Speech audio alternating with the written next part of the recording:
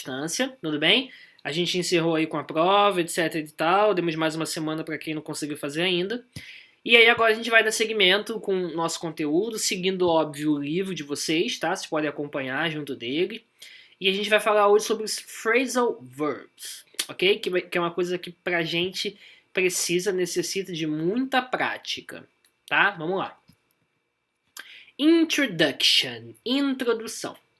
Um phrasal verb nada mais é do que o uso de um verbo mais uma partícula, mais uma palavrinha. Por exemplo, put off, se você quiser falar também. Put é o verbo, que seria, se eu fosse traduzir só o verbo put, seria colocar. O off é a partícula, é a palavra. Quando eu junto esse verbo com essa partícula ela muda o verbo de significado. Porque eu falei que o put normal seria colocar, pôr, botar, tudo bem? Quando eu boto o off junto, ele muda o significado. Então se eu falo assim, ó, I put off my trip. I postponed my trip. Então repara que o put off aqui, ele tá se transformando no português aqui para o verbo adiar. Ok? Então, ó, o put sozinho seria colocar, pôr. Mas quando eu boto o off junto dele, uma partícula, ele muda de sentido. E aí ele se transforma para o sentido de colocar. Ok? De colocar, perdão, de adiar. Tudo bem? I put off my trip. I postponed my trip. Eu adiei minha viagem. Tudo bem? Tá certo? Outras coisas. Os phrasal verbs, eles são muito utilizados no inglês, né? Eles são bem comuns. E cada vez que você vai colocando uma partícula diferente, ele vai mudando de significado. Então, olha aqui. Se eu boto put off, ele vira postpone, adiar. Se eu boto o on, put on, quer dizer que eu estou covering my body with clothes. Eu estou me vestindo, estou colocando roupas no meu corpo. Ok? Certo? Se eu boto back, eu vou put back. Put back. Back não é volta, né? Voltar, né? Volta, uma coisa assim. Costas, né? Também. Então, put back é quando eu retorno alguma coisa para o seu lugar original, o seu devido lugar. Return something to its original place. Tá? O put away é quando eu coloco alguma coisa no seu lugar original. Eu estou colocando algo no lugar que ele estava. Eu não estou retornando. Eu estou só colocando. Ó, isso tinha que estar aqui. Pronto. Né? Então, sei lá, o meu armário tinha que estar aqui. Botei. Né? Então, repara, cada vez que eu vou colocando uma partícula diferente depois desse verbo, ele vai mudando de significado. E a gente não tem como entender esses phrasal verbs, eles são muito decorebas. Alguns são fáceis, né?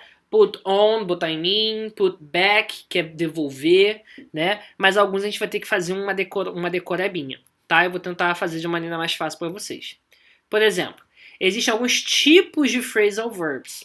Eu tenho os transitivos, que vocês já devem ter visto lá no português, que são os verbos que têm objeto, né? Eu tenho uma outra palavra completando esse verbo. Por exemplo, are you writing down these notes? Você está escrevendo essas notas, essas anotações? Então, quem escreve, escreve algo. Então, por isso que é um verbo transitivo, que precisa de um objeto. Ok? I haven't called Mr. Wilson back. Eu ainda não liguei de volta para o Sr. Wilson. Quem liga, liga para alguém. Então, Mr. Wilson é o object. Repara que tá tudo em cinza. Tá? E eu tenho também os phrasal verbs que são intransitivos. Esses intransitivos são aqueles que não têm objetos. Não têm objetos. Então, por exemplo, Tony's car broke down. O carro do Tony quebrou. Jane grew up in a small town. O carro do Tony quebrou. Se quebra, quebra. Quem cresce, cresce. Ponto. Não tem um objeto, não tem um complemento para isso, tá? Vamos ver aqui, por exemplo, agora os phrasal verbs que podem ser separados. A maior parte deles a gente consegue fazer isso, separar o verbo da partícula, tá? Então, o verbo e a partícula podem ser separados. Quando o objeto é um nome, você pode ou colocar o nome após a partícula. Por exemplo, Jimmy put on his coat. Então eu estou botando aqui o objeto depois da partícula. O Jimmy vestiu o casaco dele. Ou eu posso botar o nome entre o verbo e a partícula. Jimmy put his coat on. Ok? Então esses são separáveis. Eu posso ou botar antes Ou eu posso fazer o phrasal verb bonitinho, put on, ou eu posso separar, put, o nome e a partícula. Tá bem? Quando o objeto é um pronome, você deve colocá-lo, na verdade, entre o verbo e a partícula. Então, olha só, repara aqui, ó. Quando o objeto, aquilo que eu estou colocando, ele é um pronome, it, you, he, she, me, tanto faz, us, they, them, né, tanto faz, eu tenho que colocá-lo entre o verbo e a partícula. Então, eu não poderia botar, ó, Jimmy put on it. Tá incorreto. Eu tenho que botar Jimmy put it on. O Jimmy colocou aquilo, tá? Quando que eu vou separar, então, os phrasal verbs? Eu posso separar o verbo e a partícula quando o objeto consistir de poucas palavras. Então, Mr. Wilson called his appointment off. Call off é um phrasal verb que indica cancelar, por exemplo. Então, o senhor Wilson cancelou a sua reunião. Então, repara que como esse objeto, né, que está de cinza, é uma palavra, são poucas palavras, eu posso botar entre o verbo e a partícula, perdão. Agora, eu não posso separar isso quando for maior do que 4 palavras. Quando esse objeto, quando essa coisa for muito grande, muitas palavras. Então, o senhor Wilson call off his 3:30 appointment with Dr. Smith. Eu não posso botar isso tudo, ó. His 3:30 appointment with Dr. Smith. Tudo isso são muitas palavras, ó. São uma, 2, 3, 4, 5, 6, 7 palavras. Então eu não posso botar isso entre esse phrasal verbs. Eu não posso separar, tá? Eu tenho que fazer o phrasal verb e depois botar o complemento, tá? Então eu posso... Vou revisar, ó. Quando forem poucas palavras, eu posso botar no meio. Quando forem muitas palavras, eu não posso botar no meio. Não posso separar. Tá bom? Os que não dá para separar de maneira nenhuma. Não dá para separar, né? Então, com esses verbos, você não pode colocar o objeto dele entre o verbo e a partícula. Por exemplo, yesterday I ran into Alan. Eu corri, eu esbarrei, eu me deparei com Alan. Tá? Eu não posso colocar I ran Alan into. I ran him into. Até porque o into, ele pede um pronome depois, ele pede alguém. Tá? Então não posso botar, não posso separar. Eles são inseparáveis. E alguns verbos que têm que ser separados. Tá? São poucos, mas tem alguns. Por exemplo, Tina kept her jacket on.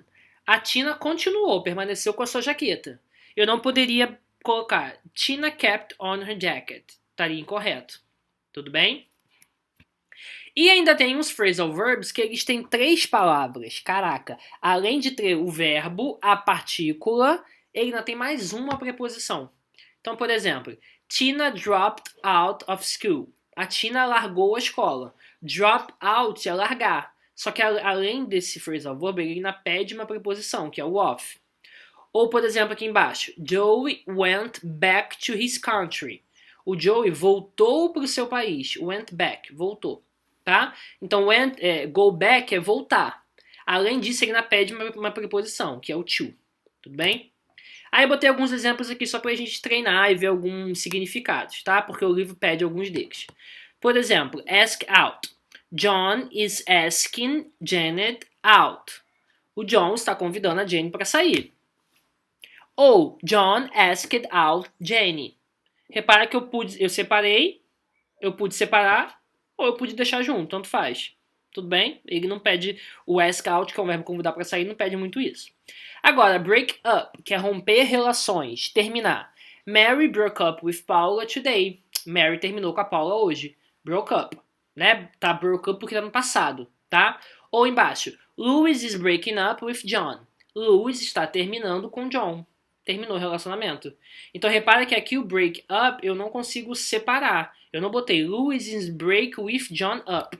Não dá. O break up tem que continuar juntinho, tá? Mais um aqui, ó. Burn down. Queimou completamente. My bed burned down. Minha cama queimou completamente. The fire burned my bed down. O fogo queimou completamente a minha cama. Repara que esse eu pude separar. Tudo bem? Então são alguns exemplos que a gente vai ter que ir trabalhando para entender o que vai acontecer com um ou com o outro. Eu vou cobrar muito de vocês as traduções, por exemplo. tá? Então, calm down, calma, se acalme. You need to calm down, você precisa se acalmar. Music calm us down, a música nos acalma. Ou o verbo figure out, que é resolver, decifrar, descobrir. I figured it out. Eu descobri. Eu resolvi. Então, she figured out the problem. Ela resolveu o problema. Sonia figured the puzzle out. Sonia resolveu o quebra-cabeça. Repara que eu separei de novo, ó. Figured the puzzle out. Separei. Agora, shut up. Shut up, sabe o que é? Né? Quando vocês começam a conversar muito, voltei. Tem alguns alunos aí que eu não vou citar, né? Que gostam de conversar muito em sala. Né? Se os pais estiverem ouvindo, melhor ainda. Tem uns alunos aí que falam a beça em sala de aula. Né? Ainda mais no 8º ano. Né? Não vou citar nomes não, mas quem é sabe. Né? Então, shut up, silêncio, gente. Vamos lá, ó. Hey, shut up. Ei, silêncio. Shut up, please. Cale-se, por favor. Preste atenção. Né? Então, shut up é o verbo que significa calar-se, silenciar. Tudo bem? Então, vamos lá. Para vocês praticarem aí no livro, página 39 e 40. E o número 2, quero que vocês procurem o significado desses verbos. Tá? A gente vai trabalhar muito o significado desses verbos. Tudo bem? Se você não tem um livro, faz principalmente o número 2. Se você tem um livro, faz o número 1 e o número 2. Tudo bem? Ó, era isso. Thank you very much. Espero que vocês tenham entendido. Esses verbos são mais pra gente decorar mesmo e a gente vai trabalhá-los com o passar das aulas. Semana que vem a gente vai fazer um texto, a gente faz música, a gente faz várias coisas para tentar entender os phrasal verbs. Tudo bem? Kisses, bye bye.